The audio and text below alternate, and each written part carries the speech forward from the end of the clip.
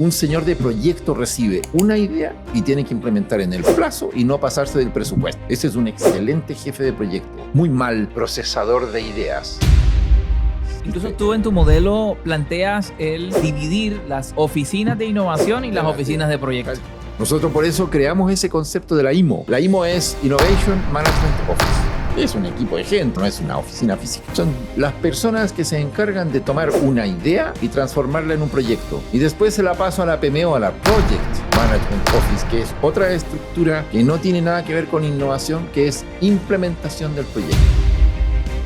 Dijimos, no hay proyectos de innovación, hay ideas y hay proyectos. Las ideas se procesan, los proyectos se implementan o se ejecutan.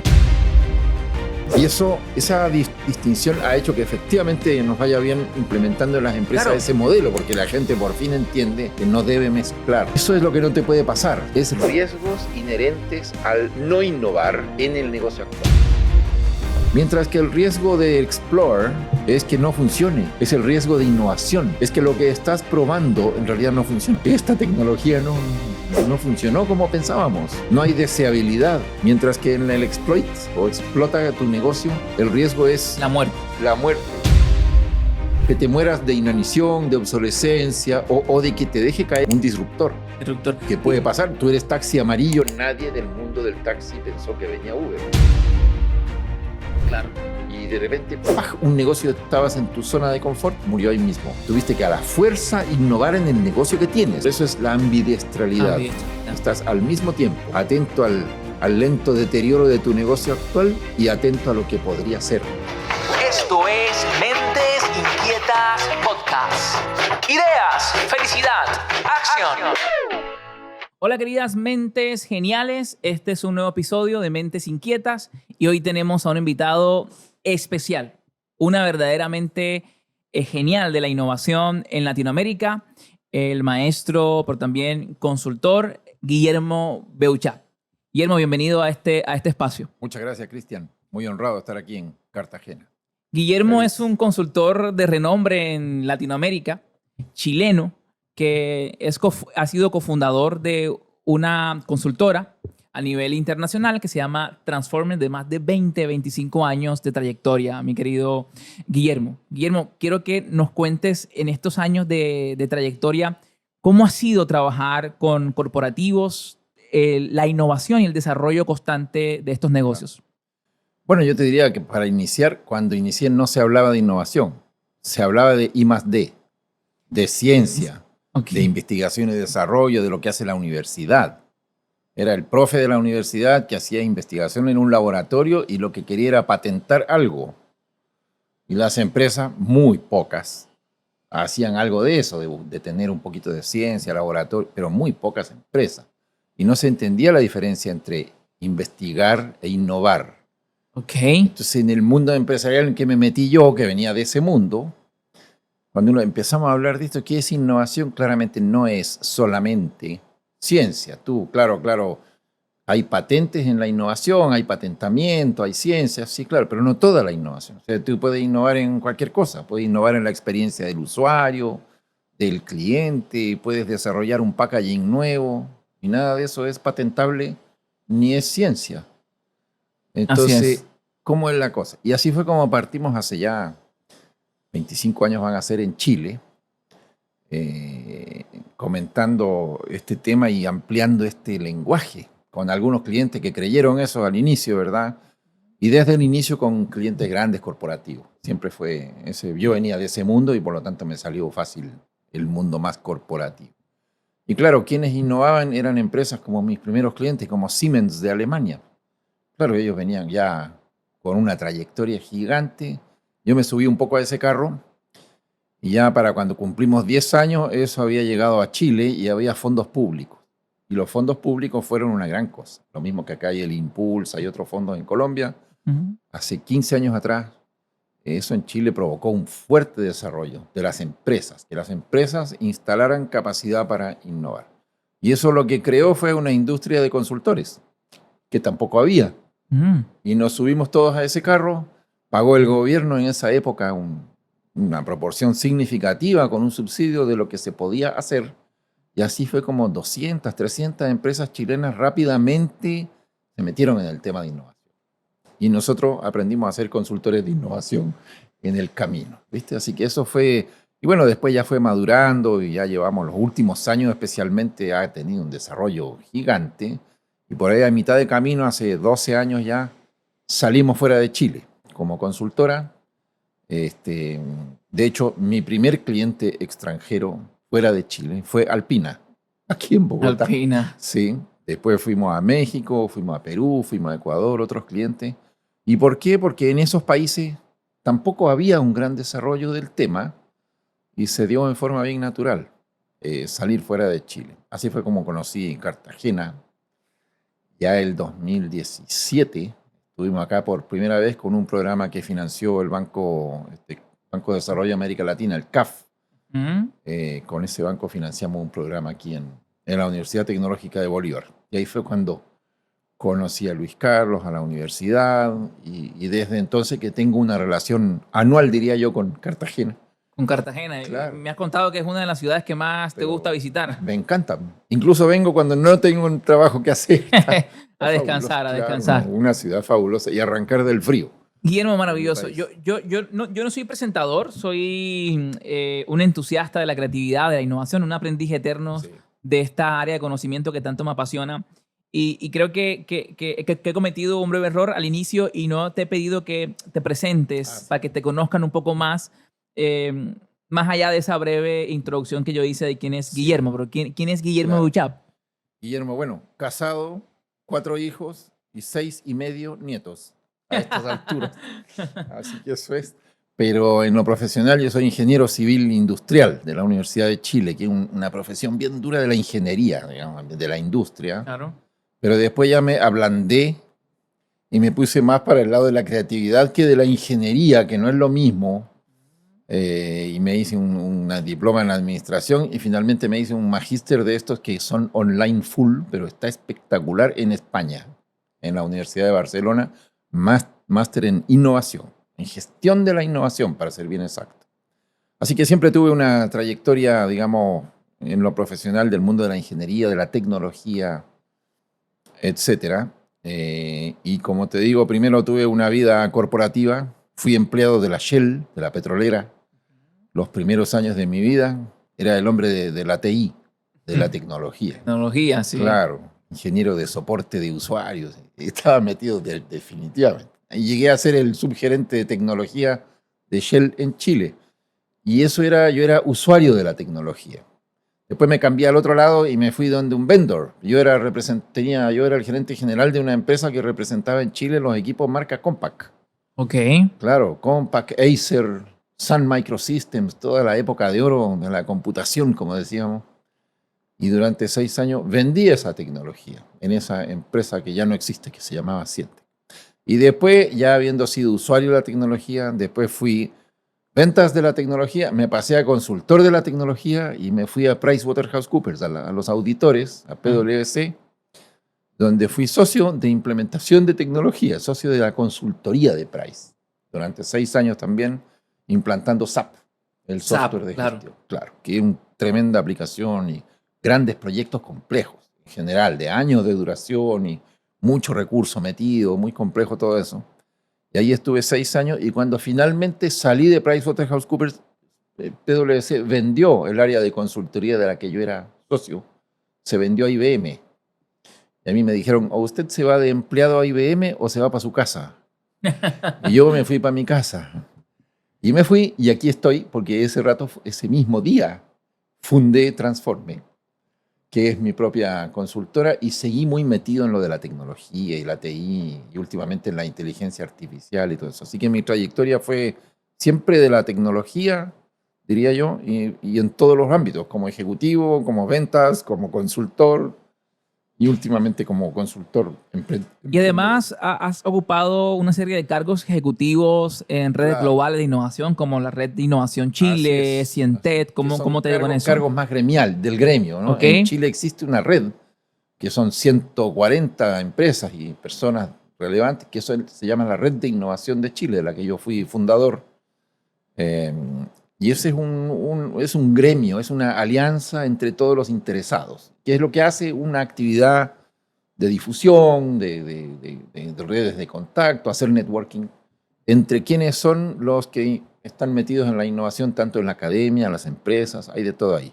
Ese es un tema. Pero además también fui presidente de la Asociación de Distribuidores de Software de Chile, que es otro rol gremial diferente, pero siempre te fijas un poco con la tecnología, siempre. Sí. Entonces, ese es el tema. Yo te diría que los roles estos gremiales de fundación, de ese tipo de cosas, siempre han sido un lado B interesante. Yo además soy director de una fundación que se llama Familia Unida, que lo que hace es promover los valores de la familia en las empresas. Fíjate. Y ahí un tema nada que ver con lo profesional, pero que me motiva muchísimo. Pero fíjate, interesante este tema de ejercicio de conectar actores o interesados alrededor de la tecnología, la innovación, el desarrollo económico y profesional, ¿no?, de las organizaciones. Porque hay un indicador bien interesante que se llama el potencial de innovación de un territorio. Claro. Y ese indicador se mide a través de la siguiente fórmula. Es la cantidad de relaciones de alto valor en interacción y calidad y densidad de la relación por el número de actores al cuadrado de un ecosistema. Entonces, que para poder aumentar el potencial de innovación de un país o de un territorio, digamos, de Cartagena, es muy importante la articulación. Absolutamente. Y hoy día nosotros, desde Ingenios y desde el Genius Fest, digamos, me agrada mucho conocer eso porque sé que aquí podemos conversar un poco también para aprender de tu experiencia en este tipo de roles como movilizador de la innovación en estos territorios.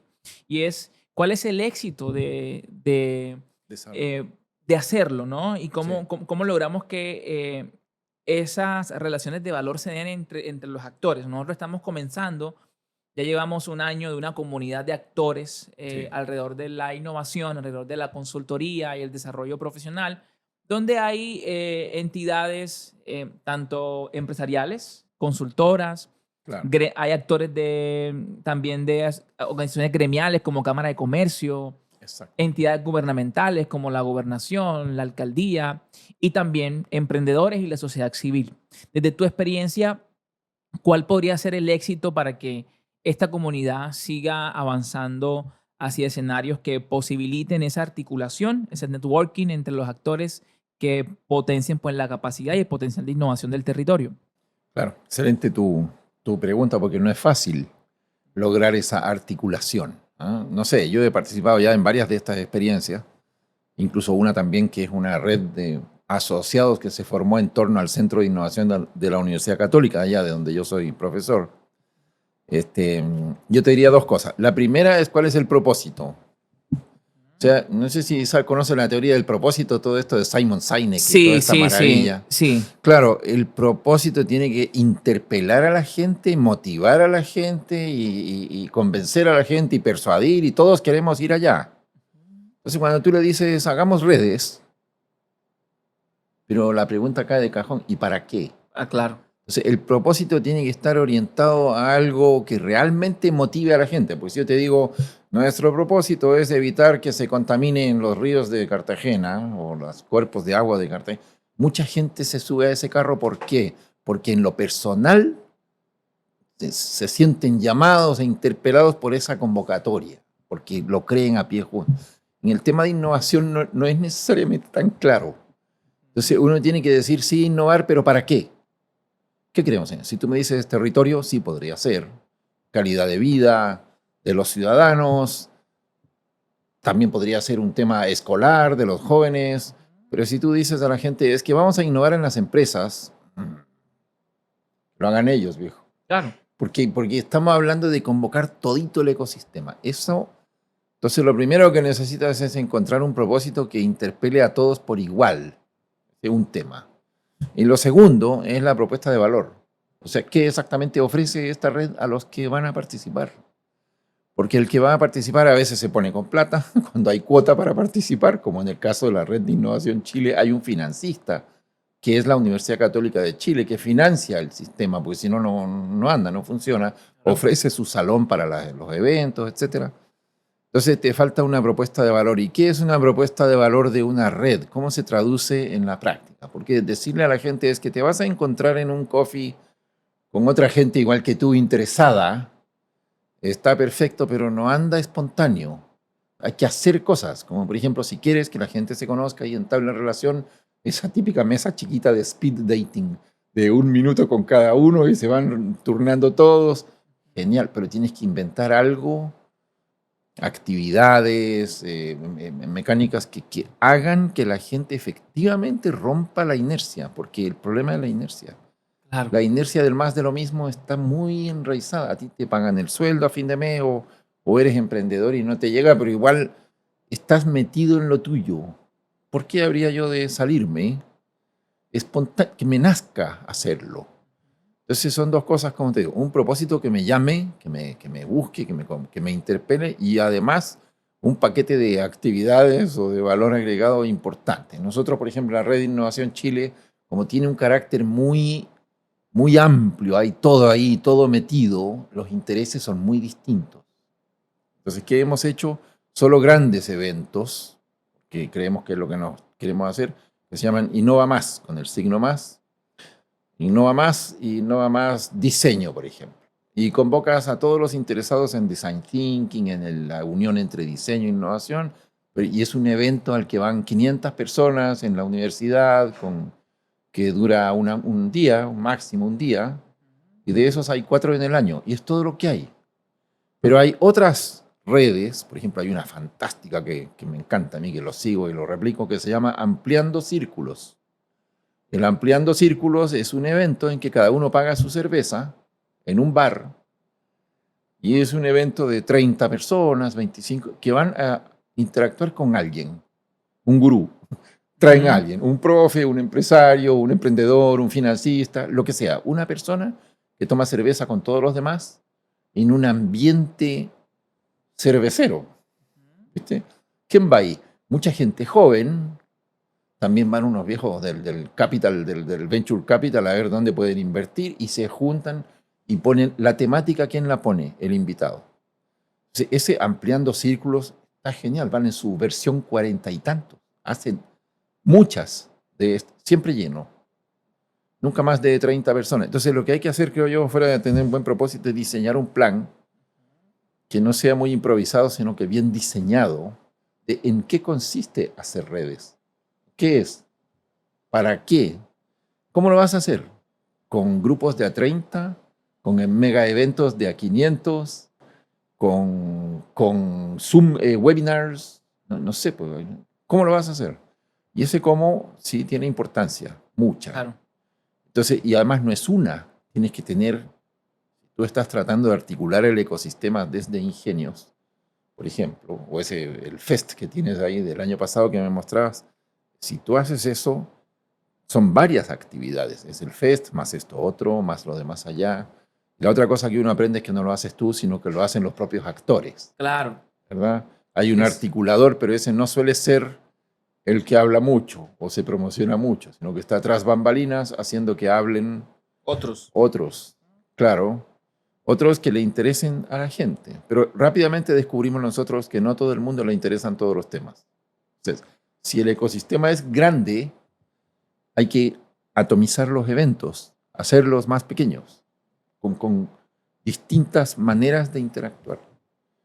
¿Viste? Los muchachos cerveceros de las startups son típicos, pues está perfecto. El mundo académico, universitario no tiene nada que ver con el mundo del venture capital, por ejemplo, que son unos financieros, que son tipos que hacen preguntas difíciles, que no tienen tiempo, siempre están ocupados, cuesta mucho llevarlos al evento. No es lo mismo hacer un evento corporativo para gerentes de innovación que hacer un evento para emprendedores jóvenes de Cartagena. Entonces, articular una gran red de Cartagena es hacer todo eso. Maravilloso. Claro. Creo que con lo que me cuentas nos ayudas un Vamos montón bien. y además nos pones un montón de trabajo también, pero Sí. todo sea con la intención de lograr que esta comunidad y esta red de pensadores y hacedores de la innovación tenga éxito en el territorio. Sí. Hace algunos minutos nos contabas que cuando iniciaste en el mundo de la consultoría, pues la palabra innovación pues no era una palabra muy común. Para nada. Más bien era el entorno de la del I+D+I, la investigación y el desarrollo. Entonces, en ese sentido, la innovación era un poco más empujada por el mundo académico científico, ¿no? Así es. Hoy día nos encontramos con un mundo, creo que algo diferente, en donde entonces la innovación ya no es tan empujada, aunque sigue articulándose con el mundo académico y científico y desarrolladores tecnológicos, desde los centros educativos y tecnológicos, pero también sigue siendo ahora jalonada por el mercado y el desarrollo de nuevos corporativos y estas empresas de base tecnológicas que han venido emergiendo en el mundo empresarial y en el mercado. ¿Cómo ves esa dinámica hoy y cómo lograr esa articulación entre estos dos mundos, ¿no? El mundo académico y el mundo empresarial y este mundo de las startups? O sea, es una realidad que el I+D y la academia tienen que seguir existiendo. Mucho de la innovación radical, disruptiva, viene de la ciencia, viene del investigador y de la academia. Pero mira, en la academia se lleva décadas hablando de un concepto específico que se llama el push-pull. El push-pull. Claro. Entonces, cuando tú haces push tecnológico, un científico hace una investigación de un tema que él cree que es interesante, cosa que no necesariamente es interesante para la empresa, pero él sí cree que es interesante desde un punto de vista del desafío técnico, tecnológico. Va, investiga, logra hacer cosas interesantes y luego cuando termina y la tiene patentada la cosa, busca una empresa y hace push. Empuja. O trata de empujar, sin éxito muchas veces, empujar esa tecnología hacia los usuarios, ya sea las empresas o también puede ser el gobierno muchas veces. Ya, pero viene el empuje desde el inventor. No es lo mismo ser inventor que innovador. No. El inventor inventa algo y otro lo comercializa. El que lo comercializa es el innovador. Ahora, hay innovadores que además son inventores y científicos, claro, pero de los que son científicos hay muy pocos innovadores, porque el científico se queda estudiando en la academia, se queda ahí. Pero no es culpa de él, yo diría, porque puede haber gente muy, muy habilitada en esos mundos, pero hasta el sistema de incentivo está mal hecho. ¿Cómo se gana el salario el señor, el investigador? Por la cantidad de papers que hace en una revista indexada. Claro. Entonces, claro, si me gano mi sueldo y mi bono por la cantidad de papers publicados, no tengo ningún interés en llevar al mercado mi patente que hice. Solo publico y ya. Por supuesto. Muchas veces estos papers, me perdonan, pero claro, los lee muy poca gente. Muy poco. Y no llegan nunca al mercado, no logran cristalizar el valor que hay ahí. Porque valor sí hay, probablemente. Lo que pasa es que el empuje, la teoría del push, no logra trascender esas barreras de incentivo, culturales. Ya. Pero después hay otro tema, que es el pull. ¿Quién debe hacer el pull? Alguien del mundo empresarial tiene que ir a la academia y tiene que explicarle al científico lo que necesita él como emprendedor. Necesita un nuevo tipo de aceites para la lubricación de no sé qué cosa, en qué condición. Y él le dice al académico, pero el académico no lo encuentra interesante. No va. Pero lo que hemos descubierto nosotros, que es peor aún, es que la empresa no sabe hacer algo que se llama formular un reto tecnológico. El idioma que habla el emprendedor no lo entiende el académico, ni viceversa. Pero si tú quieres implementar un pull, o sea, que una empresa vaya a la academia y diga, dame investigando esto, como dirían mi amigo en Ecuador, dame investigando, claro, ese lenguaje te describe claramente, pero el señor, el académico, tiene que querer hacer eso y el empresario tiene que saber formular el reto. Y como hemos aprendido ya mucho tiempo, no es lo mismo formular un reto científico que formular un reto de innovación. Y te voy a decir por qué. El reto de innovación cierra una brecha de mercado. Quiero ideas para lanzar este nuevo producto, este nuevo packaging, son brechas de mercado, necesidades del negocio. En cambio, la investigación científica cierra brechas de conocimiento. Yo no sé si esta tecnología va a funcionar en este contexto y tú haces unas hipótesis y una investigación. En cambio, en la innovación haces miles de ideas, no una. El científico hace una y la valida con su método científico en un laboratorio. El innovador hace cientos de ideas y luego va descartando las malas en una mecánica y una dinámica, digamos, de embudo. En la ciencia no hay embudo, hay una idea que se prueba buena o mala y de eso vive el académico. Entonces son mundos radicalmente distintos. Nosotros hemos hecho algunos programas muy interesantes de cómo reunir esos dos mundos. ¿Sí? Y el más interesante que hacemos, nos contrató una universidad privada en Chile que se llama la Universidad del Desarrollo. Esa universidad dijo, oiga, hagamos unos talleres en que vengan acá los empresarios y nos enseñen a nosotros qué es lo que ellos necesitan. O sea, el programa era cómo enseñar a la empresa a hablar el idioma del académico. No al revés. La universidad siempre hace un curso para enseñarle al académico a hablar el idioma de la empresa. No funciona. No funcionó. Por décadas no ha funcionado. No ha funcionado. En cambio, al revés sí funciona. Al empresario interesado, tú le dices, plantea esto como una brecha de conocimiento y ahí sí engancha hacia la academia. Así que ese programa lo hemos repetido muchos años ya. O sea, ha tenido gran éxito. La universidad paga a mí como consultor para que yo le enseñe a la empresa, que es mi mundo natural, yo le enseñe a ellos cómo habla un académico y cómo pedirle investigación al académico de modo que sea interesante para el académico. Maravilloso. Eso me parece un insight poderoso. Y la universidad esa se caracteriza, esa universidad, por haber tenido éxito en ese tema. Claro. Y hay una segunda cosa que te comentaría respecto de esto del push-pull, que es clave no dejarlo de lado, que hay toda una orgánica y una manera de funcionar en Chile que ya lleva años, que se originó en el gobierno, fue una política pública con financiamiento del Estado para crear en las universidades algo que se llama una OTL, una Oficina de Transferencia y Licenciamiento. Esa es una oficina con gente y con una metodología y todo un proceso para reunir a la empresa y la academia. Entonces se sienta entre las dos. Vive gente allí que habla los dos idiomas y hacen programas como este que te comento y les ha ido muy bien. O sea, hay universidades como la Católica en Chile, la Universidad de Talca, que tienen programas ya maduros de esto y trabajan con la empresa hace rato en forma exitosa y eso se canaliza a través de esta orgánica que se llama la OTL, la Oficina de Transferencia y Licenciamiento.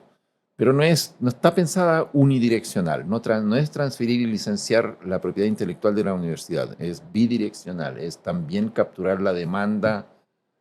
Eso ha funcionado bastante bien y hay incluso algunos académicos, especialmente en la Universidad Católica de Chile, que tienen mucho prestigio en esto, que se llama Desde el Laboratorio al Mercado. Así de hecho se llama el libro de un colega mío en la universidad, que describe justamente este proceso de las famosas oficinas estas. Oficinas. No sé si hay algo transferencia, así. Licenciamiento. OTL, Oficina de Transferencia y Licenciamiento. ¿Sí?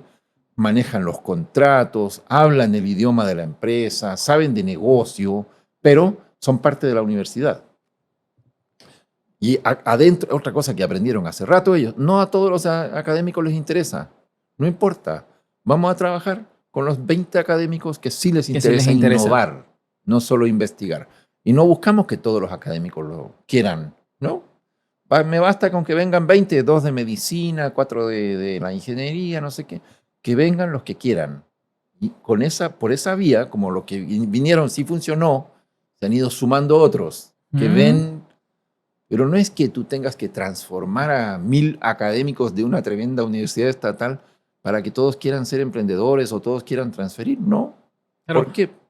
Aquí en Cartagena, bueno, en Colombia y los acercamientos que he tenido yo en los proyectos que he podido participar también con Ingenios como consultor y también como consultor independiente, relacionamiento se da más desde proyectos que vienen financiados por los sistemas regionales de regalías. Claro. Que de alguna forma los operan centros de transferencia e innovación y emprendimiento de algunas universidades. Claro. Y ayuda entonces a corporativos a desarrollar capacidades con financiamiento público. Claro. Obviamente se abre todo. Eso es lo que hay que romper, creo yo, porque está bien, ok, fabuloso que venga el financiamiento público. ¿Y cuando no venga? Cuando no venga, claro, es una limitante. De alguna manera hay que provocar una transformación cultural en las empresas. O sea, tú tienes acá grandes empresas que sí pagan, como Ecopetrol y otras más pocas, pero que pagan su propia I+D. I más Hay D. pocas. Claro, y fíjate que ahorita que Pero usted ese contaba... I+D es por encargo, ¿viste? Hazme este I+D, pero es el que yo empresa quiero o Claro, necesito. claro. No es el que el académico No es el que quiere. el académico quiere. Claro.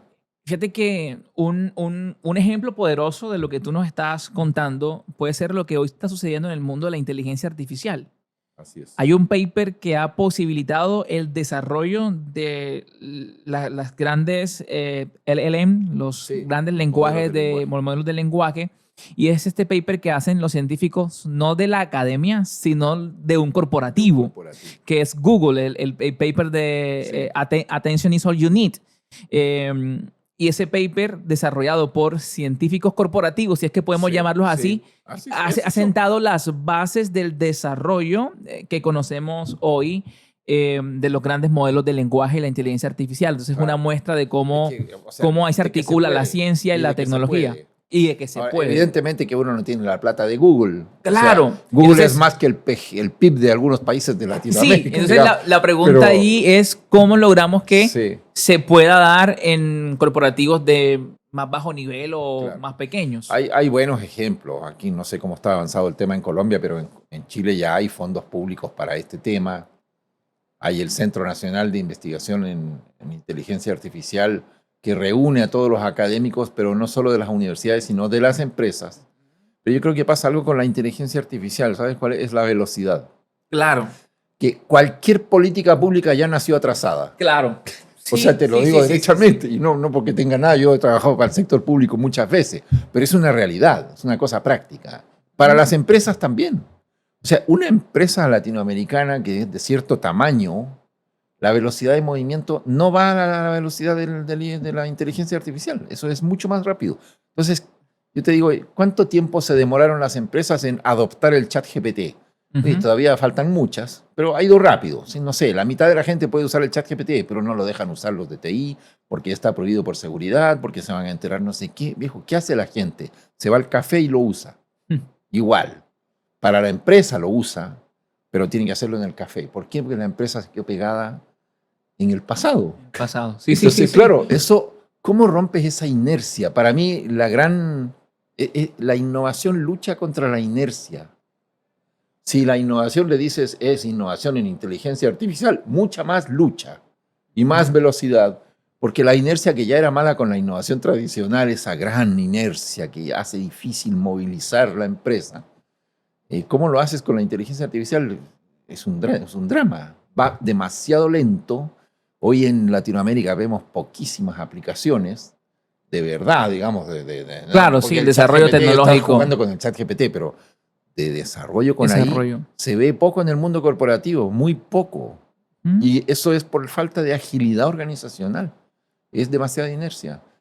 Yo siempre digo, mira, has visto que las empresas gastan mucha plata en la agilidad, Ujú. en la consultoría de agilidad. Agilidad, sí, sí, Que sí. aprendamos todos el método Scrum. viejo, y Para los Guillermo Buchat, rituales ¿qué es y eso. agilidad?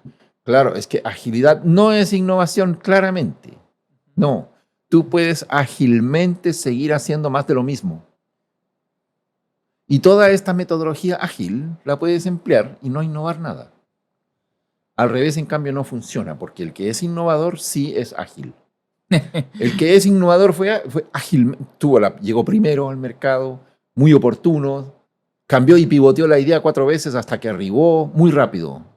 Eso es agilidad. El innovador siempre es ágil, pero el ágil no siempre es innovador. Siempre es innovador. Entonces, las grandes empresas especialmente han gastado una plata en los últimos 5 años en volverse ágiles. pero no pasa innovadoras. nada. No innovan nada. Ágilmente están haciendo... Pasa lo mismo que esa palabra clave que tú conoces bien y que hemos conversado alguna vez, el tema de la creatividad. ¿Ah? Dijo, no es lo mismo creatividad que innovación, claramente. Así es. O sea, uno puede ser infinitamente creativo y cero innovador. Y tener la cabeza llena de ideas fantásticas y no implementar ninguna. ¿Eres creativo? Sí, claro. Todos los seres humanos somos creativos. Pero no todos somos innovadores. Claro. ¿Quién son? El innovador es el que la hace. La innovación empieza cuando termina la creatividad. Se te ocurrió la idea y ahora hay que hacerla. Ahí empiezas a innovar. ¿Mm? Y eso ya es 10% de la gente o menos. Y yo todavía soy un ¿Te poco fijas? más duro con Con catalogar algo de innovación y es aunque hayas implementado, si no tuvo éxito, Exacto. si no lo usaron, si no Si generó no agregó beneficios, valor. tampoco es innovación. Tal cual. Por eso yo no, en mi modelo de creatividad aplicada y de innovación, nosotros no hablamos de la idea innovadora. No. Para mí eso no La idea es existe. idea. No, no existe eso. No Yo estoy de existe. acuerdo Una contigo, idea, sí. una idea no es innovadora, pero la innovación es la materialización de esa idea llevada a un contexto a éxito. Y que Fue funcione, usado, que lo que compraron claro. y generó beneficios. Al menos Tal debe cual. cumplir esos tres criterios: que lo usen, que lo compren y que genere beneficios para el corporativo. Si no, realmente no estamos haciendo innovación. O puede ser un beneficio reputacional, Claro, puede ser un beneficio. impacto social. Ajá. O sea, no es que solo sea económico. Económico. Ya, está bien, pero tiene que haber. A ver, O sea, si no hay, no funciona. yo prefiero decir, tenemos una hipótesis de solución. Claro. Y entonces la alineamos, porque fíjate, hay algo muy interesante, ¿no? Y hemos hablado un poquito de esa, si podemos decir, dicotomía entre el abordamiento científico del desarrollo Sí. tecnológico, pero también desde el punto y de la perspectiva de la innovación empresarial y el contexto corporativo. Pero hay autores que comienzan a plantear de alguna forma como un entrelazamiento entre esas dos visiones. Si nos vamos un Claro. poquito a Eric Rice y el Lean Startup, para mí claro. es método científico aplicado al desarrollo Algo corporativo. no muy científico. Ajá, epa, algo no muy científico. claro. Tengo Es una verdad. hipótesis, traza una serie de experimentos, Claro. mide, y esa validación te dejará una serie de aprendizajes que Y te de ahí, permitirán claro. aprender si tienes que mejorar algo. Y eso que siempre nos han dicho, ¿no? Cómo avanzamos con el mínimo esfuerzo, tiempo y recursos necesarios para Claro. validar una idea, para de alguna forma mitigar un poco los niveles de riesgo e incertidumbre a los que siempre está asociado el desarrollo Claro. de la innovación. ¿Tú cómo lo ves? O sea, a ver, el famoso Eric Ries, tuve la suerte de conocerlo personalmente y me autografió mi libro azul del Lean Startup. Maravilloso. Así que fue genial. En un evento que estuve en Estados Unidos, era el evento de lanzamiento del libro. Entonces, me lo autografió y me dijo algo muy claro. Mira, me dijo, toda la teoría del Lean Startup existe para hacer una sola cosa, en inglés, el de-risking de las ideas. Quitarle riesgo e incertidumbre a las ideas. Entonces él dice, claro, en el mundo corporativo el riesgo está prohibido, pues. O sea, tu presupuesto tienes que cumplir. Tu Gantt, tienes que hacer una carta Gantt y cumplirla. Pero si tú le pasas una carta Gantt a un innovador, ¿de qué? Si ni siquiera sabes si va a funcionar esa tecnología. No sé cuánto cuesta, no sé cuánto vale, no sé nada. Una idea es una colección de hipótesis, mientras no demuestres lo contrario. Claro, entonces todo el método de procesamiento de ideas es para hacer el de-risking. Y yo siempre digo, nunca confundir implementar un proyecto con procesar una idea.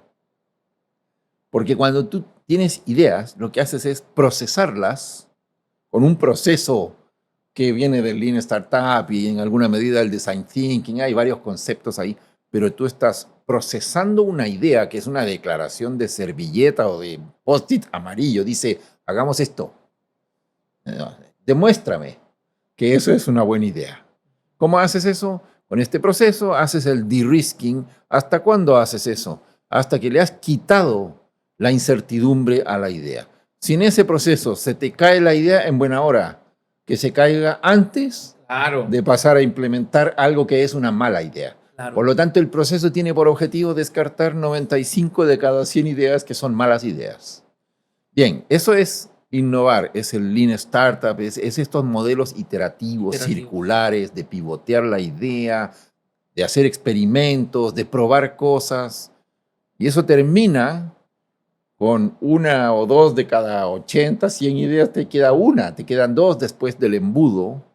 Y esa ya tiene baja incertidumbre. En ese momento sí, y el número ya está, ya le creo a ese número, ya la planilla da el retorno, ya ok, eso ya es un proyecto y se lo pasas al de implementación, pero no antes, porque si le pasas una idea a un tipo de la PMO de la implementación, lo matas. Claro. No va a cumplir nunca por definición.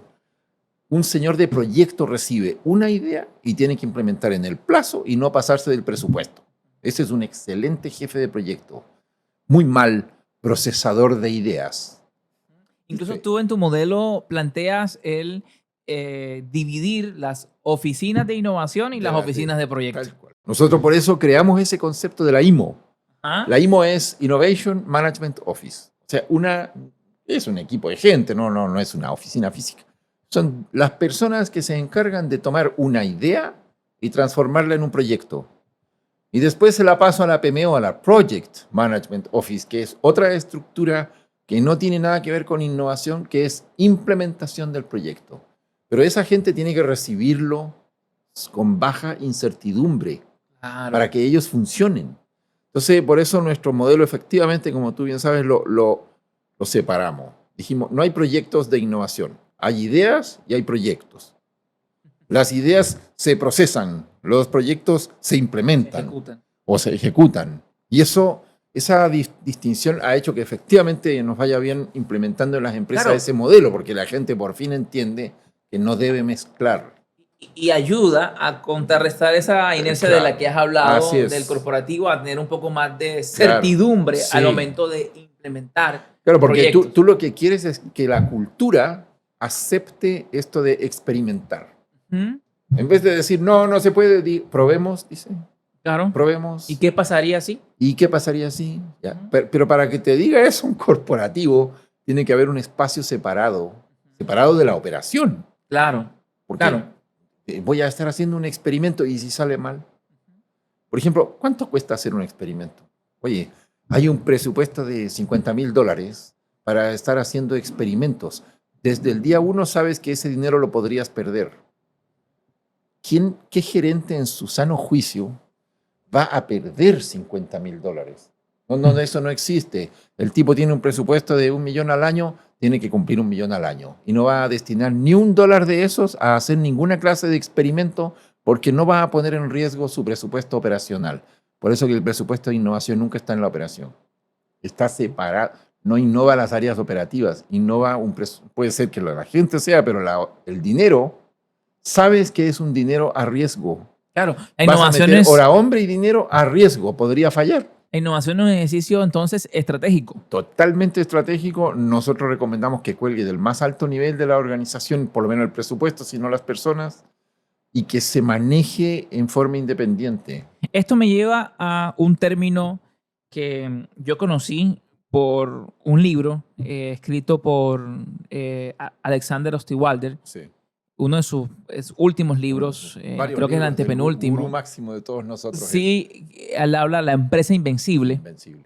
Así Sé es. que el término de explotación viene de autores anteriores, Sí. no es una conceptualización Propia de él. propia de Alessandro Osterwalder, pero en este último libro él lo profundiza y habla entonces de la importancia de explotar y explorar. Y habla de la empresa ambidiestra, que es otro tema también que yo he visto que tú también compartes mucho. ¿Qué es una empresa ambidiestra y cómo podríamos, digamos, aplicar esta filosofía de desarrollo o de crecimiento en los corporativos? Mira, la base nosotros la usábamos también con este modelo que te decía yo de la gestión de la innovación y la gestión de proyectos. Ajá. La IMO y la PMO nuestra venía de un poco antes.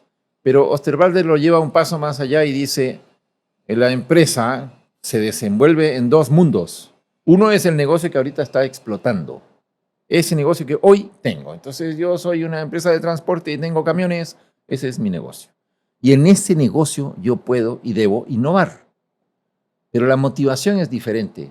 Esa innovación que él propone es para defenderte de la disrupción, para evitar volverte obsoleto o irrelevante, que sería peor todavía.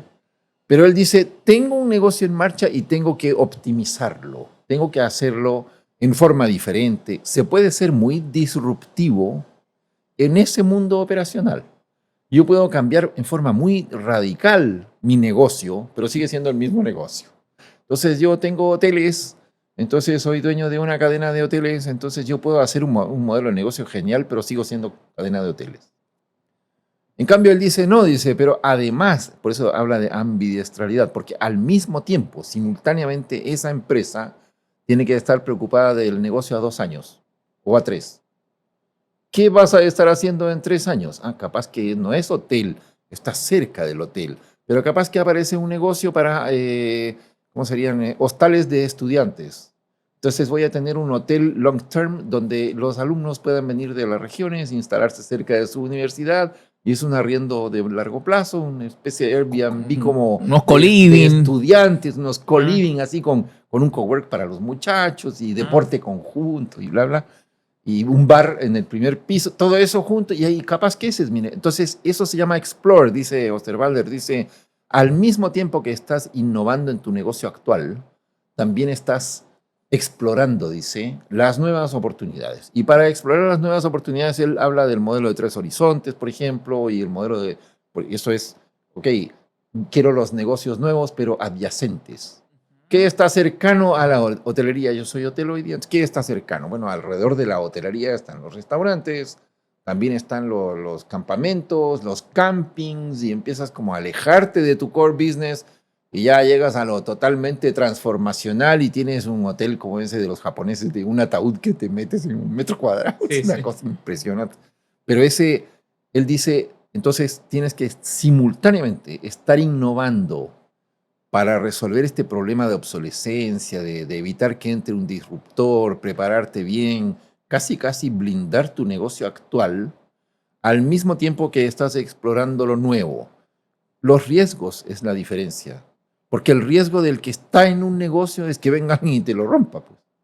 Claro. O que lo que haces simplemente nada, no hay más demanda. Se murió lo que tú vendías y nadie más lo quiere y murió.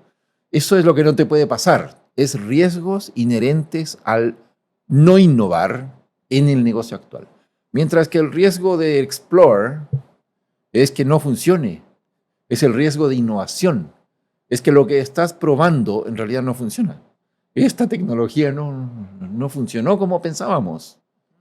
No hay deseabilidad. Nadie quiere esto. Un riesgo de No hay mercado. disposición a pago. Hay riesgos de mercado, riesgos de modelo de negocio. viabilidad financiera, claro, de tecnología. Ujú. Últimamente se habla mucho también del riesgo reputacional o riesgo medioambiental. La idea es genial. Vamos a ganar la plata del siglo, pero vamos a dejar botando toda un agua contaminada en el río. Claro. Entonces se te cae porque hay riesgos de que no funciona lo que estás proponiendo. Mientras que en el exploit o explota tu negocio, el riesgo es La muerte. la muerte. Que te mueras de inanición, de obsolescencia o de que te deje caer un disruptor. Disruptor. Que puede pasar. Tú eres taxi amarillo, nadie del mundo del taxi pensó que venía Uber. Claro. Y de repente, ¡pah!, un negocio, estabas en tu zona de confort, murió ahí mismo. Tuviste que a la fuerza innovar en el negocio que tienes. Tú eres taxi. Sí, pero tuviste que meterte en Cabify a la brevedad, usar tu taxi amarillo con otra modalidad, pero tuviste que hacerlo. Si lo hubieses hecho 2 años antes, cuando llega Uber le habrías dicho, sí, pague. Si ya estabas organizado, si ya innovaste en el negocio amarillo, porque se venía Uber, tu poder de negociación con Uber hace que tú sobrevivas y no te mueras. Pero para eso tendrías que estar atento, ¿no? Por eso es la ambidiestralidad. Estás al mismo tiempo atento al lento deterioro de tu negocio actual y atento a lo que podría ser. Has hablado ahí de la disrupción. Sí. Y quien acuñó el término de innovación disruptiva, Clayton Christensen, Sí. en el dilema Famoso. del dilema Falleció hace poco, ¿viste? como el 2021, 22. 2022 por ahí. Sí, En el dilema del innovador. claro. Y yo siento que se habla mucho de innovación disruptiva, pero que se comprende muy poco. ¿Qué es innovación disruptiva? Claro. Versus otras, como incremental. Incremental. Habla gente de innovación radical. Medio parecido. Y fíjate que una de las premisas que él planteaba, y bueno, si me equivoco me corrige, Christensen, era que no viene de los grandes corporativos. No suele venir. Hay excepciones. No suele venir Sí. del que ya está consolidado en su core business. Cuesta mucho. Por lo general vienen estos actores pequeñitos que no se les presta mucha atención al inicio porque es tan pequeño, Claro. está haciendo las cosas aparentemente en un escenario alejado de nuestro core business y no le prestamos atención hasta el momento que Hasta que fue tarde. crece tan rápido. Y ahí es donde aparece también este término de las startups, es de crecimiento digamos, muy exponencial, rápido. que llega el momento de cuando te das cuenta ya se ha comido gran parte del mercado y comienza a disrumpir o a romper la forma en cómo se hace Correcto. las cosas, ¿no? Para Guillermo Uchap, ¿qué es innovación disruptiva? Y entonces, ¿cómo los grandes corporativos pueden comenzar Claro. a implementarla también, ¿no? Claro, mira, la disrupción se entiende como decía Steve Jobs en su comercial de los años 90, decía, think different, not better. Ajá. Él decía, no trates de mejorar lo que tienes, decía, sino piénsalo completamente diferente. Completamente diferente. Y eso hace que si tú estás metido todo el día tratando de mejorar lo que has venido haciendo, no se te va a ocurrir nunca algo muy lejano. Porque tienes la cabeza puesta en ese mindset que es think better. Se mejora lo que existe. Se hace innovación disruptiva introduciendo algo que no existe. Entonces, la disrupción viene del hecho de que tú planteas un modo de hacer completamente diferente al anterior. ¿Verdad? El caso de la vela es el clásico. La vela la enciendes. ¿Para qué existe una vela? Para iluminar un cuarto oscuro. Ya, okay. Y hemos venido mejorando las velas hasta el infinito. Cambiamos el sebo animal por una mecha parafina sólida y ahí no hay olor. Después haces más grande, más chica, pones una mecha más gorda, más flaca. Se puede mejorar la vela hasta el infinito. ¿Y qué hace la gran empresa tradicional? La mejora. O lo que algunos llaman la innovación incremental. Una mejor vela, un mejor motor eléctrico, un motor que consuma 20% menos de energía eléctrica, excelente, chévere, pero sigue siendo un motor eléctrico, el más de lo mismo. En cambio, la vela, si tú piensas en velas, mejorar velas, solo se te va a ocurrir la siguiente mejora de la vela, que puede ser radical. Cuando pasó de grasa animal a parafina sólida, fue un cambio radical, pero total, porque eliminó el olor de las velas, que era el gran pero. Pero de esa forma de pensar no se te habría ocurrido jamás el foco eléctrico. Claro. Está en otra dimensión, en otro espacio. Ya, la innovación disruptiva es la que está en otro espacio. ¿Quién está en el otro espacio? Si tú no estás, hay alguien que sí puede estar, que son estos muchachos de startups. Entonces, claro, un startup identifica tempranamente un espacio donde no hay nada. Tempranamente. Ninguno de los grandes incumbentes está metido ahí. Si tu negocio es la hotelería, para seguir con el ejemplo, ninguna de las cadenas de hoteles tiene resuelto esto de buena forma. Entonces, lo primero que hace una startup, que es, en mi tiempo se llamaba Hagamos una empresa. No. Sí, hoy es una startup. Hagamos mi empresa. Ya. No, ahora es startup. Entonces se llama startup. Pero la startup sí se difiere de mi empresa de hace 25 claro, porque años. Ahora, no toda empresa naciente es una startup. Para nada. O sea, tú puedes montar una panadería y me poner la siguiente panadería en la esquina y no innovar nada y no ser startup. Sí, eres entonces emprendedor. Definamos los elementos. No lo dije, pero emprendedor no es lo mismo que startup. Claro. Porque tú puedes emprender para vender dulces chicles, de coco ahí claro. en el reloj ahí. O sea, no es lo mismo. No es lo mismo. Por eso, la definición de startup es bien clarita. Atiende un espacio no resuelto, lo hace a una velocidad asombrosa y con una agilidad impresionante, con un fuerte componente tecnológico, que puede ser biotech, no tiene por qué ser tech digital. Hay otras tecnologías que son muy potentes para generar startups. Pero tiene una actitud y una visión y una manera de atacar el problema que yo siempre digo es lo mismo que la diferencia entre el guerrillero y el gran ejército. Cuando era la Edad Media, ¿cómo era la lucha? Eran 1.500 tipos de un lado, 1.500 del otro, todos levantaban la arma y se mataban 1.500 por lado, y luego venía la siguiente fila y a las 3 de la tarde habían muerto 4.000 personas y nadie había ganado. ¿Por qué? Porque la técnica del gran ejército es la de la gran empresa. Vas con todos tus recursos, vas el choque frontal. Y viene una startup y se mete por atrás, igualito que un guerrillero. Va por atrás, te bloquea el puente, te dinamita el puente, no tienes escape y hace algo completamente diferente, disruptivo. La disrupción es un concepto que tiene que ver con la diferencia. Esta disrumpe lo anterior.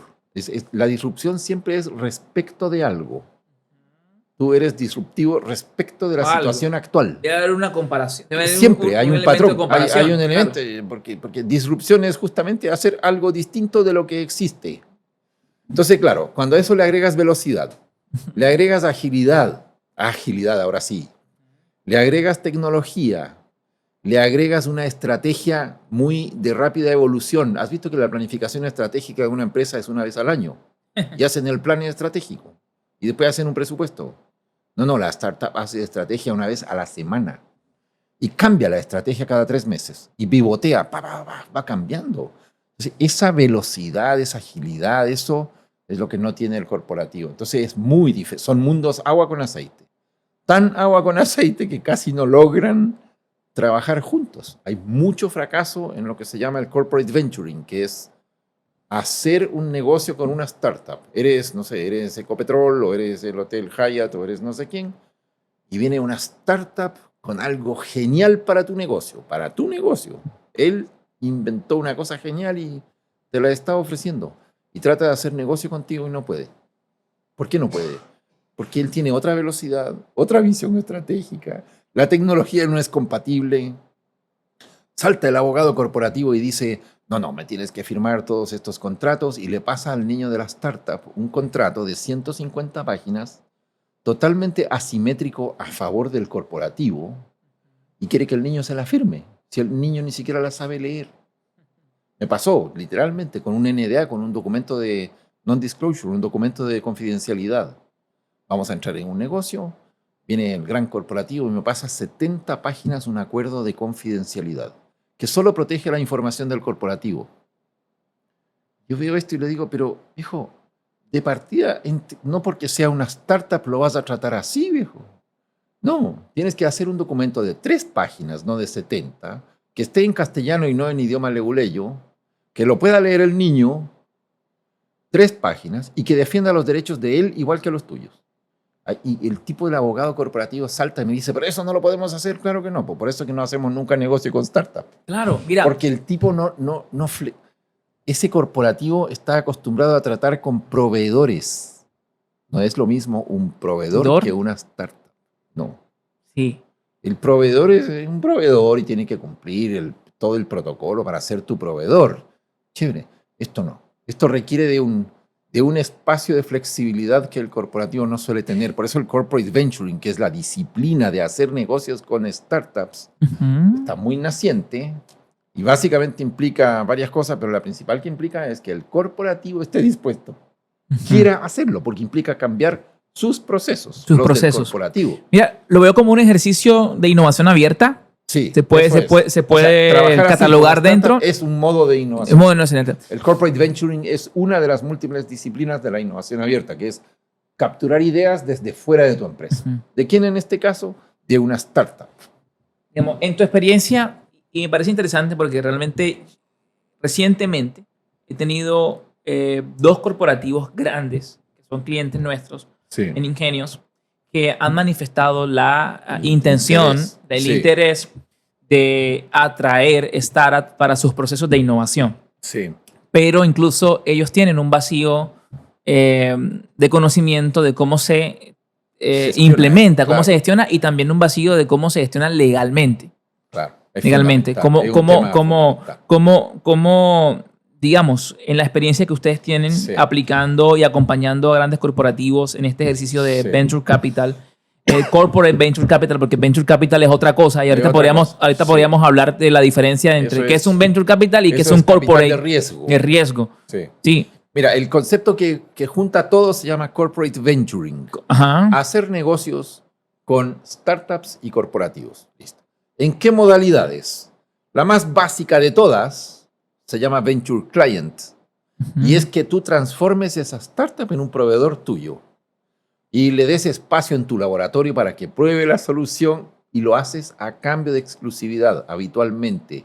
No metes capital, nada. Haces un contrato a 2 años, yo te voy a prestar mi laboratorio y te voy a dar unos clientes para que probemos y puedes probar en mi sucursal, y etcétera, etcétera. Pero ese ambiente protegido se protege jurídicamente y es una contribución que hace el corporativo para poder madurar esa idea que llegó más o menos, que llegó livianita, madurarla al nivel que les sirva. Y a cambio de eso ese es el modo más rápido, más fácil y más yo diría factible. Negocios, para la gran exclusividad, mayoría. pero la propiedad intelectual y propiedad No, industrial pero la propiedad permanece en la en el startup. Y este Ajá. es un proveedor exclusivo y después de 2 años lo liberas. Ok. Y te da a ti la ventaja competitiva como ¡Epa! corporativo de tener acceso a eso en forma exclusiva y tú lo incorporas en la propuesta de valor del corporativo. Eso es lo más sencillo. En cambio, el Corporate Venture Capital, que es lo que tú me... es el extremo opuesto en complejidad. Es invertir en la startup. Mm. Comprarte la startup. Una adquisición o una adquisición parcial, una inversión. En ese caso, el corporativo pasa a ser accionista de la startup. No solo tiene acceso al producto para venderlo o usarlo, sino que además se mete en el negocio de la startup. Entonces, eso es lo más complejo jurídicamente hablando. La gran mayoría de los corporativos no quieren meter plata en ningún otro negocio, en una startup. Si van a meter plata, habitualmente meten plata si yo soy retail, viejo, me compro una cadenita de otras 40 tiendas y eso es para ellos inversión. Crecer inorgánicamente. Acá es crecer inorgánicamente y meter plata en un negocio de alto riesgo, en una startup que es débil estructuralmente, que no tiene espaldas, que justamente lo que necesita es que yo le invierta capital. Ya, a mí personalmente en Latinoamérica el mundo del Corporate Venture Capital lo veo muy poco. Hemos visto muchas empresas pensándolo y no se meten. Y nuestra recomendación es no lo hagas. Ok. ¿Por qué? Porque como aquí hay mucha empresa familiar, mucha cultura de empresa familiar, abrirse a invertir en un niño startup es de alto riesgo cultural. No, ¿para qué? Mejor hagamos un venture client, un modelo. Y hay modelos intermedios a esos, ¿verdad? Con cosas intermedias. Pero al final, sí, en todos ellos pasa algo. Tú tienes que cambiar el corporativo y tienes que meter un tema legal importante, cambio de procesos, y tienes que hacer algo que nosotros llamamos el diagnóstico. Eso se llama un instrumento que tenemos que se llama Ready for Startups. Y es un instrumento, un levantamiento, un cuestionario, información y todo lo demás, que sirve para medir objetivamente cuán preparado está un corporativo para entenderse con una startup. Se llama Ready for Startups. Vas allá y el entregable de eso dice, entonces tienes que cambiar este proceso, cambiar estos contratos, cambiar esta cosa, sacarlo de aquí, ponerlo allá. Y funciona. En Chile hay una empresa, digamos, que creo que ha entrado dentro de esta forma de crecimiento y desarrollo y es Notco, ¿no? Notco es un ejemplo de este. Sí. ¿Qué otro ejemplo podríamos hablar así de cómo... Notco inició como una startup tradicional. Uh-huh. A la brevedad, Notco es alimentos para veganos. Ajá. Es not meat, not mayo, not ice cream, not milk. O sea, productos de origen animal que fueron reemplazados por un origen vegetal. ¿Y cómo lo hacen? Con un algoritmo de inteligencia artificial increíble que se llama el UCP. Bueno, ellos siguieron el camino tradicional de ser una startup, buscar un fondo, consiguieron plata, primero del gobierno de Chile, estuvo metido en Startup Chile, que les puso un dinerito, después así fueron, hasta que ya son un unicornio hoy día esa empresa, mucho más de $1.000 millones. Y en un momento dado, el salto en la ronda Serie B, creo que fue de financiamiento, una cosa así, o Serie A, fue Jeff Bezos, el dueño de Amazon, que directamente de su fondo personal, ni siquiera de Amazon, de su fondo personal puso 127 millones en Notco y la empresa explotó. La casa matriz está en San Francisco y ya son una multinacional inmensa. Y muy tardíamente en ese proceso empezaron a hacer las alianzas cuando ya eran una empresa grande, no eran una startup, era una empresa de 1.000 personas y laboratorios en varios países. Ahí recién buscaron la alianza con el corporativo tradicional y firmaron una alianza con Unilever, una alianza con Kraft Heinz. Los grandes proveedores de alimentos del mundo vieron que estos se les metieron en su negocio y ellos desarrollaron un interés por aliarse con Notco y hoy día descargan toda la producción de alimentos no animales en Notco. Es un negocio gigantesco, pero no invirtieron. Uh-huh. Los que invirtieron fue un fondo. Ok. En cambio, el modelo que aplicó Unilever, Kraft Heinz, ahora último fue otro más de no sé cuál es, creo que es Starbucks. Hay varios. Es el de Venture Client. O sea, ok, yo te ayudo con un financiamiento y te pongo esto y probamos en mis tiendas y todo lo demás, pero el único not milk coffee es Starbucks. Y así ha sido. Les han dado exclusividad a los grandes players de alimentos del mundo a cambio de esta producción. A todo esto, Notco ya no produce, al principio producía. Hoy solo es una empresa muy livianita, que lo que tiene es la ciencia, la fórmula. La ciencia, claro. Claro, la fórmula, el algoritmo, porque es un software. Y trabajan muy poca gente para lo que al principio iban por el camino clásico de montar una empresa de alimentos. Hoy día son una empresa de fórmulas, de recetas. ¿Y quién fabrica? Los fabricantes tradicionales que maquilan la producción de marca Notco. Guillermo, Es un tremendo caso ese. ¿cómo podríamos incentivar, digamos, este diagnóstico que te voy a dar es un diagnóstico es propio, Sí, es mi percepción, sí, en cuanto al desarrollo de startups de base tecnológica en nuestro territorio? Creo que se han hecho varios esfuerzos sí. gremiales, de entidades, universidades, pero a mi parecer todavía no se han generado los resultados que se esperan. Sí. Considero que nuestra región tiene una gran oportunidad de seguir fortaleciendo e incentivando el desarrollo de startups de base tecnológica. Creo que es Sí. una cosa en la que tenemos que trabajar Hay que trabajar ese tema. bastante. Sí. ¿Cómo incentivar en un Sí. territorio el desarrollo y proliferación de este tipo de startup? Claro. Yo siempre me pregunto por qué la oficina matriz de Spotify no está en Cartagena. Podría estar Ujú. perfectamente. ¿Tú sabes dónde está la oficina central de Spotify? No sé. Nadie tiene idea, ni interesa. Está en Seattle, igual que Amazon. ¿Alguien supo eso? Nadie. Por lo tanto, no es un tema de Cartagena. Es un tema de la gente, de las ideas. ¿Dónde hay ideas? Aquí hay unas ideas geniales. Lo que sí yo he aprendido es que sí hay algunos elementos que como que te hacen más viable o te ayudan a crear un ecosistema de emprendimiento tecnológico, de startups tecnológicos. Uno es que te dediques a los temas que están vivos aquí en la región. Siempre digo, déjale la nanotecnología a los japoneses y dediquémonos aquí, viejo, al petróleo, por decirte algo, o al turismo, o a la industria, o al astillero. Claro. ¿Cuántas startups hay hoy de base tecnológica que atiendan los negocios propios de la Claro, región? las industrias claves del territorio. De la región. Y yo creo Tema que esa alianza petroquímico. se pierde. Lo de petroquímica, por supuesto. Hay que pensar Astillero, en el naval, norte de Colombia. portuario. Hay que pensar en el Caribe. ¿Ok? Sí, podemos Chévere. nombrar algunas, ¿no? El Pero son varias. petroquímico, astillero, Sí, señor. portuario. Incluso tú me dirías turístico, turismo, que es servicios, y turístico. no hay mucha ciencia. Sí hay también ahí. Claro. Y puede perfectamente ir a eso. Una cosa es que efectivamente tú te focalices como región en generar un ecosistema de startups en aquellos negocios o sectores de industria que son propios de la región.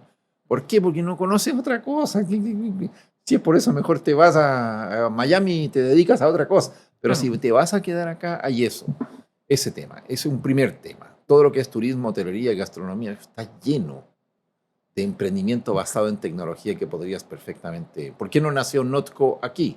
Claro. Pudo nacer perfectamente, ¿verdad? Eso. Focalizarse en los sectores estratégicos. En Chile la teoría de los clústeres existe hace décadas y ha sido fuerte, ha sido importante. Sí, aquí también se trabaja el tema de Claro. clusters. Y trabajas por clusters. Ese es un tema. El segundo tema es el financiamiento. Y allí el drama no es nuevamente no depender del financiamiento público, sino el financiamiento privado. Y para el tema de las startups es más importante, si es privado, no son los venture capitals ni ese tipo de cosas, sino los family office. En Latinoamérica en general está el family office, que es 3 personas, el hijo del fundador y otras 4 personas que tienen muchos recursos e invierten. ¿Dónde invierten? Y ahí hay mucho que hacer. En Chile se ha generado toda una oferta académica, por ejemplo, de las universidades para que vayan los miembros del family office, los hijos y los nietos del fundador, que tienen millones de dólares en un fondo y habitualmente lo invierten en papeles conservadores, en la bolsa de Nueva York, pero muy poquito para la startup. Y yo siempre les digo a esos muchachos, que los conozco a muchos, digo, pero viejo, tu abuelo invirtió en una startup en su momento, asumió riesgo. Tú ahora tienes un family office y si quieres vivir de las rentas y jugar del golf hasta el infinito. No, toma un poco de riesgo. ¿Dónde tienes que tomar riesgo? Financiando startups locales. Y eso ya ocurrió en Chile. Hay varios fondos familiares de las tradicionales familias que separaron un poquito de dinero, no mucho, suficiente para hacer capital de etapas iniciales de startups tecnológicas locales. A algunas les ha ido fantástico y han entendido eso y se han transformado casi en un fondo de riesgo de startups. Ellos no son un fondo de riesgo tradicional, no es un venture capital, es un family office. Su objetivo es proteger el patrimonio familiar. Por lo tanto, no es riesgo así nomás, pero algo de riesgo sí hay. ¿Por qué? Porque ellos entienden que heredaron un negocio y si lo único que van a hacer es ponerlo en un depósito en el banco, eso no va a crecer, no les va a dar futuro a ellos como familia.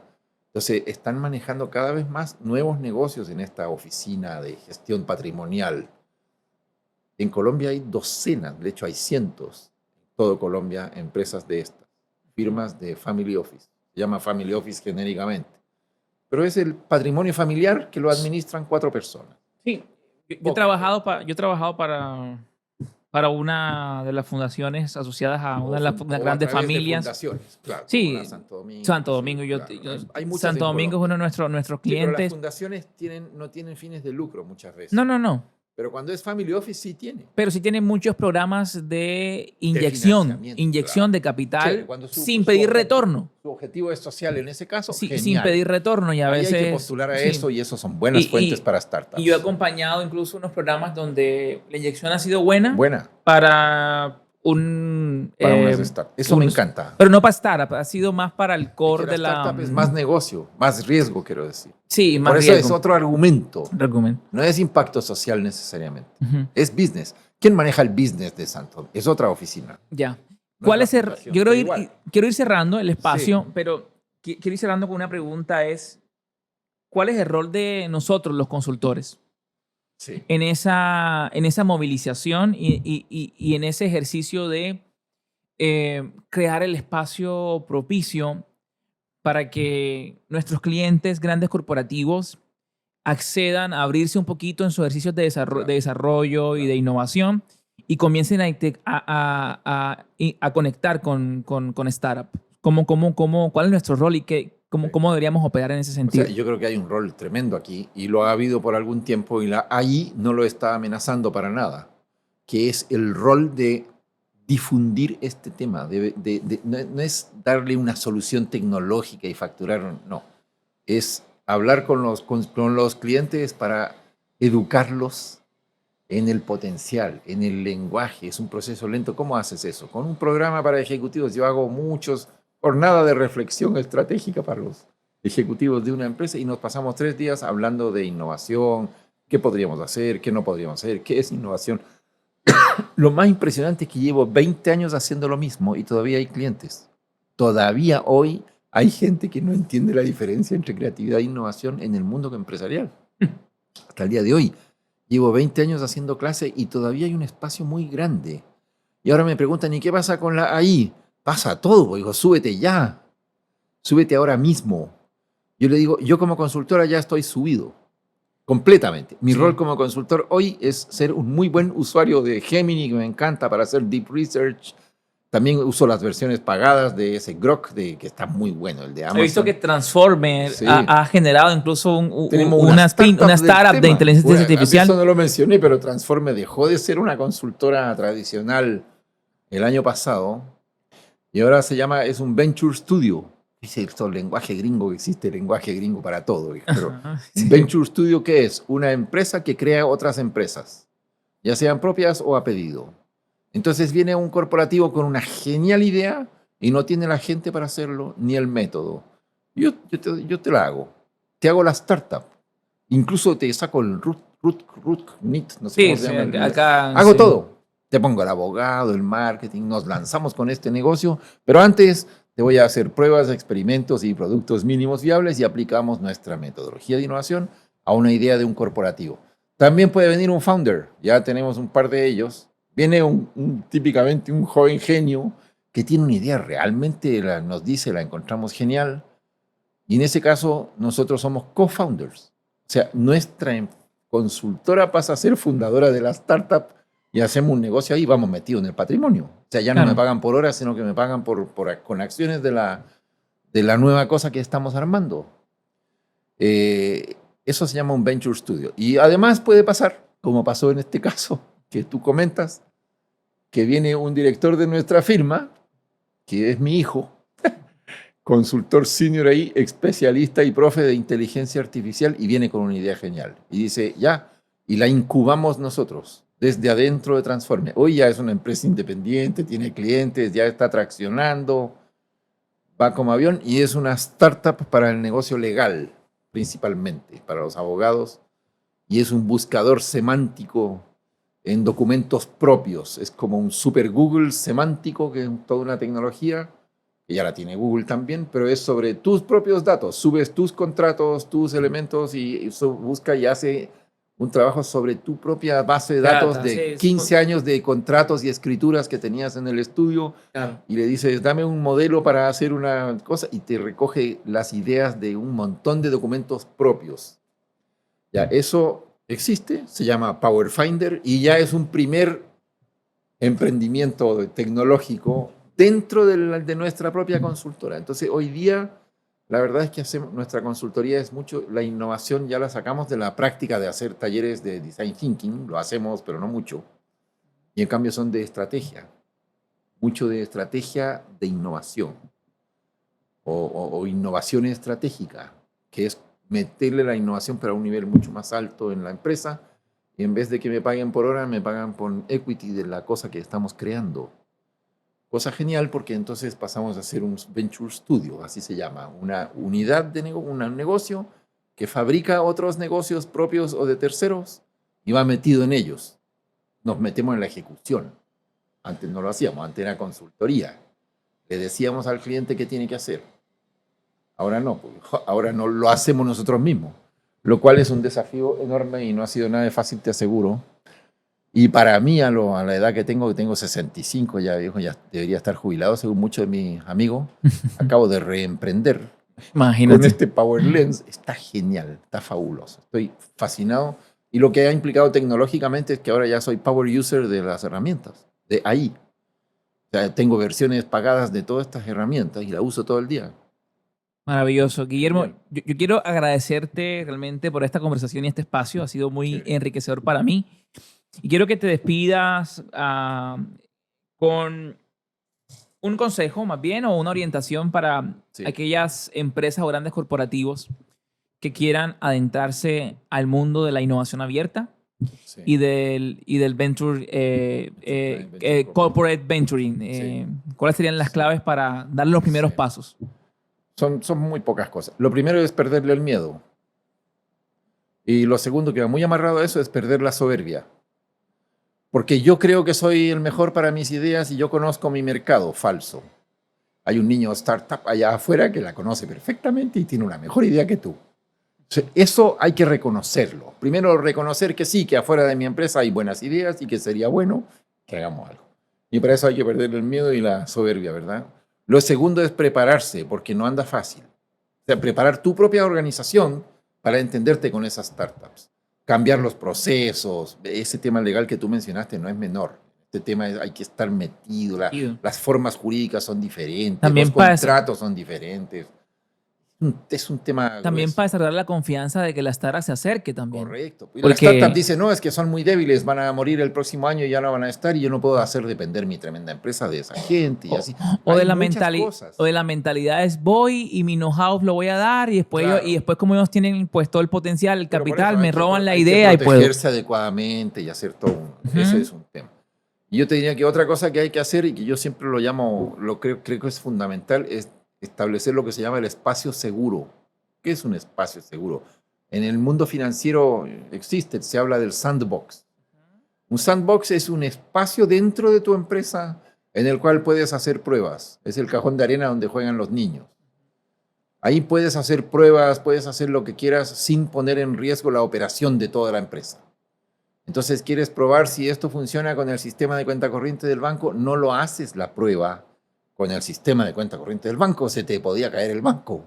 No, copias el sistema de cuenta corriente, lo pones en el sandbox y allí te enganchas con la startup. Entonces, las empresas tienen que crear un espacio que es físico incluso, un data center, un espacio físico, virtual, un grupo de gentes, un espacio en el cual está permitido equivocarse, en el cual se pueden hacer experimentos sin que reviente la empresa y sin que echen a los gerentes. Ese espacio seguro es fundamental. Y ahí es donde tú haces la unión con la startup. Ahí. Solo cuando eso maduró, está protegido y decidimos, vamos a ir al mercado con esto, que ya se validó, la idea es buena, el producto lo pudimos hacer, el precio está validado, ahí recién pasas al productivo. Y esa área segura es crítico, diseñarla bien, hacerla bien. Entonces, uno es perderle el miedo y la soberbia y otro es crear un área segura. Yo creo que esos dos grandes temas aseguran que tú puedas... y yo diría que el tema legal lo puedes meter en ese espacio seguro. Para mí esos son los dos grandes temas, perder el miedo y la soberbia y creer que sí hay buenas ideas fuera de mi propia empresa o de mí mismo. Y lo segundo, armar ese espacio en el cual puedes ir a jugar. Si algo sale mal, no importa. Ahí hay pilotos, prototipos, productos mínimos viables, experimentos de toda clase. ¿Cómo puedo experimentar una conectividad ahí con una tremenda solución en el banco? No puedo, está prohibido. El banco no lo va a permitir jamás que venga una startup y haga experimentos con su sistema de cuenta corriente. No. Y una empresa grande de cualquier rubro, no solo el banco. No lo va a permitir. ¿Qué tiene que hacer? Copiar el sistema de esa cosa, copiarla entera al lado y poner un sandbox, una caja de juego. Y allí entonces pones gente, pones los recursos, eso no es barato necesariamente, pero es la forma que te garantiza el éxito. El éxito. Sí, y para innovar hay que invertir. Claro, está claro. Ahora, con ese modelo inviertes menos y arriesgas menos. Aquí es clave evitar el riesgo. Si esto de la innovación tiene riesgo, pero tienes que mitigar de alguna forma. La mitigación principal es el sandbox. Quitar el riesgo, y lo otro te diría yo que es la métrica con que mides el resultado, que es el tercer pilar. Es innovación con resultado. ¿Cuál es el resultado? ¿Cómo se va a medir? ¿Nos fue bien o nos fue mal? Te tienes que acostumbrar a que te pueda ir mal, pero si te va bien, ¿cómo lo mides? ¿Cómo sabes si te fue bien o mal? Nuestro lema de la empresa es innovación con resultados. Si no, no. Claro, ¿no? Si no, De no es hecho, innovación. Esa frase la inventamos hace 25 años atrás y sigue siendo la misma. Sigue estando totalmente vigente. válido. Si no hay resultado, no hay innovación. Entonces, esos son los tres pilares. El tema del miedo y del tema de la humildad. El tema del espacio seguro para probar cosas, que es presupuesto, data center, cosas que hay que tener, laboratorio, una sucursal donde hacer pruebas. Y lo tercero, este tema del foco en el resultado. Sí, serían los tres grandes pilares que se me ocurren. Guillermo, muchas gracias por este espacio. Creo que nos quedó corto esta conversación de 1 hora y algo. Espero poder tenerte de vuelta por aquí para seguir hablando de innovación, que es un tema que hay mucho por seguir hilando. Gracias por aceptar la invitación. Un tema apasionante. Muchas gracias a ti, Además, Cristian. Un agrado saludarte acá en Cartagena. Si te gustó esta conversación, háznoslo saber. Y nada, suscríbete a nuestro canal y dale me gusta. Nos vemos en el siguiente episodio.